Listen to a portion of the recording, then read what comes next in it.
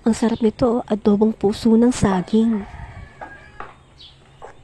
Hello mga ka-beautiful ginang, maaga nga po akong nagsimulang magtabas ng damo dito sa aming bakuran.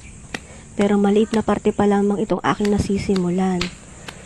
Napakabilis nga pong magsitubo ng damo ngayon dahil sadyang nag-uulan na nga po. At naalala ko may puso nga pala ng saging na kailangan kong iluto.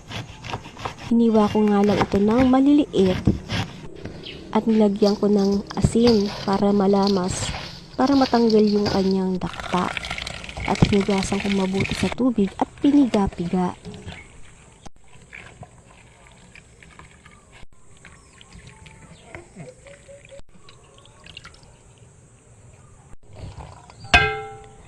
At nang mapiga ko na, aking itong hinugasan muli.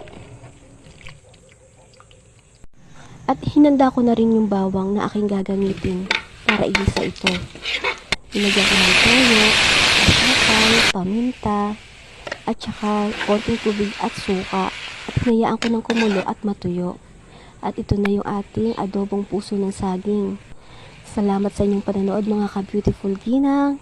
At sana i-follow and share nyo po ang aking mga video. Thank you for watching!